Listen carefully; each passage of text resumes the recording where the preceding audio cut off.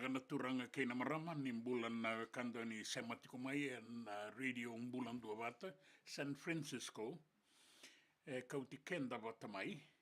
ka da saba ka tobo tiko ngango membaleta na singa ni mataka sa nangay tabo dikina na isema ni radio bulan dua bata San Francisco ka sa tika buyan ni goebiti na singa ni mataka ke mami bulan-bulan binakatiko na weka muni ke na tiko na bakatao koro tela ni abu na wanuita kini da sema titiko na singalebu indai na pe bono ni bakarorongo tiko maikina ke na nonda kakamburaki na bakaidori tiko ni mataka sa bakatobo takitiko ngani kuwa ke bakao ni sarongola sarawan yo ni tukutuku mai kani marau me rongodi na domomuni me kilai na nomuni na numa ni bagan jawa takamai ni baga leleda tiko ngamai nonda sala ni kakamburaki. Kirao ni tuku na baga lega ibita na itukutuku me baleta na maki na buku ni singa ni mataka. Na yada ni nonda ngau na batango na bia ya kabi tiko mai San Francisco na vitu na bana kaloko na kabi ki na vitu. Bana kaloko na kabi ki na vitu na kaloko na ngau na mai San Francisco. E viti na nonda ngaunen nonda wano e viti na tini kandua na kaloko na singa lebu ki na rua na kaloko na kabi singa. Wea ni mataka. Sana tika buki na nonda kakamuraki na bata na nonda bata ke sitiwe ni raturala.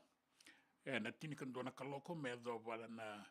rua na kaloko na kabi singa. Pidana kanda rani na makiki na dua na itukutuku na nonda vanua na itukutuku na be sai bura na itukutuku ni gito kainan raki na rongo dia na be aua akine mbale na kene matai rongo di tiko na tini karua na kaloko na singalebu rongo dia na dua rongo di talanga na rua na kaloko ni bernin tananga ibe talatala na pakati ko ya na kene ibu rau na senga ni be sa una ngauna sana tunde tiko na nonda ngauna ni rongo itukutuku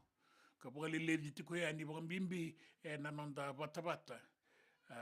ke siti beni raturala, na loma ni be yawa, da kakamburaki ka be sema titiko kina.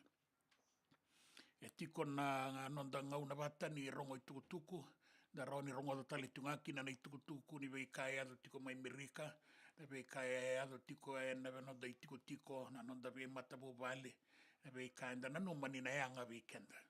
Menda rongo dana kena itukutuku. Alaponi ngauna, tawana tiko ya ni kina na bebaga maruta kina sere kena itukutuku leleka iso na talanoa ngani ngauna. Na be singa me tawana tiko na nonda ngauna. Kana bunga be kemunio ni sana re suka tiko mbeka na takataka na ngauna au na noma maikeri na bana kaloko kina bitu na kabi. Eke singa lebu ndonu saratunga na bonua. May na tini kandua kina tini karua na ngaun mago e viti entau magatiko na raki bi rungu na sona ngauna kaya kay na kana kenan daw ni na tau wa ngauna na uda na sona bonua na rungo italitunga kina na itukutuku ningito ni no sota na ngauna ngora sota tiko na ngoni buli na deans sa bole katiko ni daba sa laki adaba tiko na quarter final na semi final na iwase tulu na iwase na deba Southern Division na iwase loma o ka kino suba kina be no bole kata kir na be kornibuli mana sa bagara no itakan ratu sadan be tiko mai kina na kornibuli na moira era tu rongo en ngito en be mbaki na kornibuli na ratu na bula mai nandi Dubu College mai nanronga St. Thomas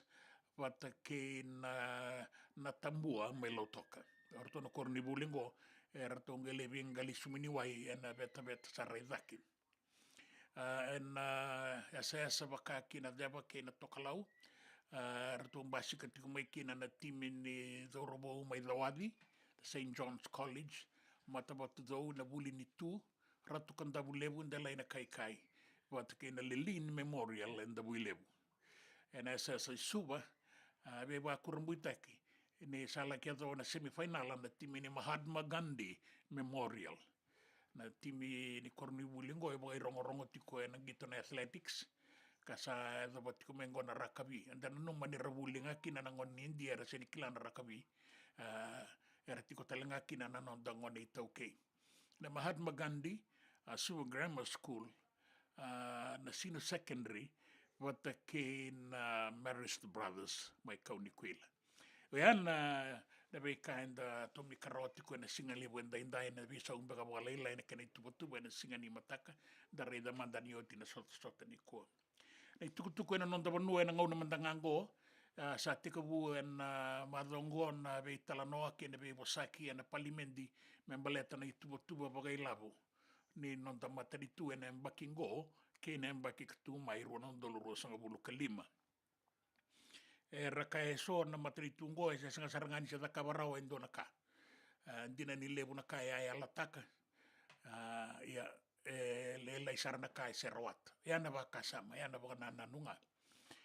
Oro tu kuna tiko na tu ba labongo na be rauti ke kenda. Sa lutu sombu kina ni ba da so. Ya na rede na tubu da ke tiko nga na isau ni kakana. Kakana mandangai rawa ibiti na tabioka kinandalo sa tu serangai mali olala. Na keni tuku ndumbenga na kain daro ni nanuma menda baka samata kai na sauni i kakana ra sa tungo na nonda vanua menda sa teite nga valevu menda te nga valevu na kain da baga nga taka na nonda vanua kanda ka kundi boli ra teite valevu na tu mena koro be kenda na tiko na vanua ni lagak la bulaivi na senikau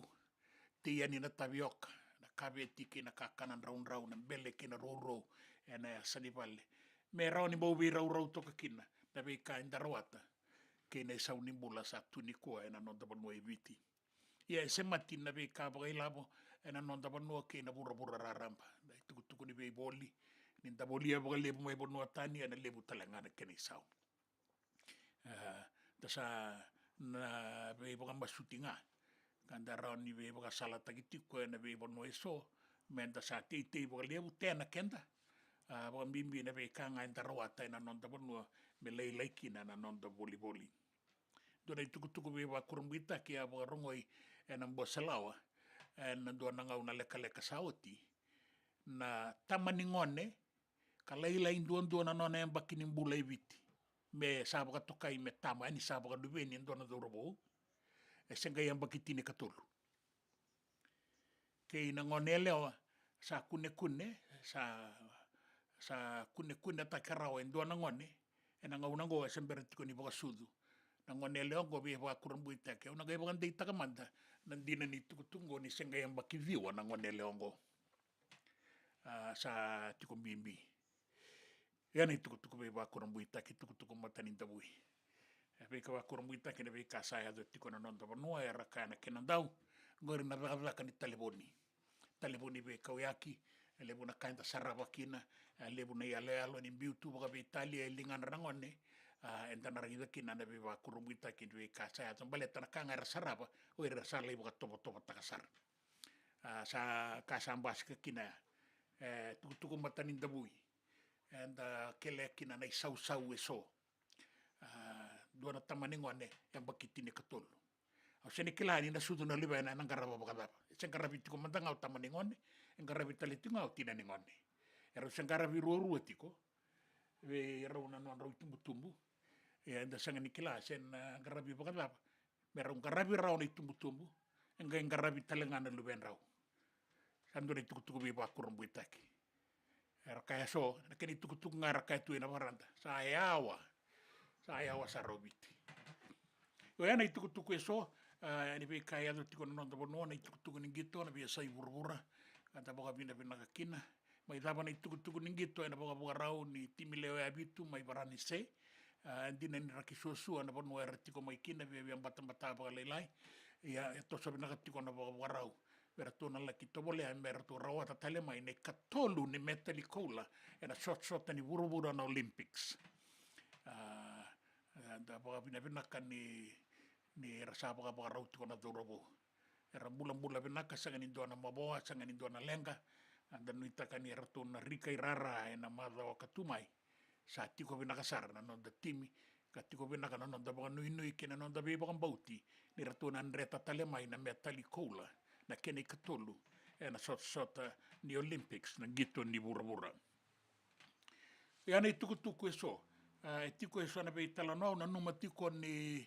na sona vei talanoa e nandau ugalele viani vei ke muni, na tapa so tiado tiko na non tapa noa, mene vei asana, na irongo mene vei asana, na vei anu e viti. Kani marau talenga ni ki mamina rongo da kine sona i tuku mai vei ke muni. E ratou na venga ravi tale tiko ngā mai, na wali wola liu ni radio Mbulan Dua Bata me San Francisco, me ratou tuko na mai na vei kai adu tiko mene asa ni vurangori, men da vei kila i takapata kiri tiko na nonda toso, en da sana ngai vei waka marau taki tiko ngai na sere ke nei wakatangi, e na loma ni ngau na ni kakambura ki oea. Au ni taka tiko ni rao ni o ni sema mai ke wakao ni ngole nei wola mata, na nomo ni wola mata na Facebook, e rao ni o ni ngai i tambaka toka, na like, ke wini na kila toka na kene i wakarau, kene i taka na like, wata kei na share, ni wa share, muri kei tau mai, ni muri kei tau mai. Follow us, ke ki tau sa dhambe, da sana dhambe bata, se ki tau siro, dana siro bata, se ki tau landi ki wai, en da landi kede ki wai. En non da ve se matitiko, non da tosu tiko boka veu e kani radio Mbulan Dua Bata ngo, en da boka vina vina tiko kina, en singalebu indai ni rao ni da boka topo tiko yani, en salani kakamurake ngo, ni na numa tiko, na edana, na non da bata, nomuni neito, en non da bata, ke siti veni ratura lao, e no nomuni ndau venga ravi, o sana tatau e ke, o sa boka vina ka vei ke muni, vina ka boka lepu, ni se mati ke muni mai, ni tuku mai, ni boka ndio taka mai na nomuni na noma, se na nomuni ngangandre, ke boka e tuna kere mai. Darangai mai vei tala noa tiko kina, e na sala ni kakamuraki ngo, na radio Mbulan Dua Bata, San Francisco, me se mati kenda, kauti kenda bata mai. Era tegabu ni mataka, sa boka rin taka tiko yani, darangai na namba ki minda sop tatale, na sala ni kakamuraki ngo, na non da bata, ke siti veni ratura la, na ngau nei viti, e na tini kandua na kaloko, e na singa levu mea wana rua, na ngau na mai keri mai San Francisco, e na wana kaloko, ki na vitu na kaloko, e na e kabi. Sana dapat toka mandai ke, sa tatau. Ni mula venaka ni kalungata, ngare boka venaka na itabi ni singa ni kuan, dana ngai sota ni mataka.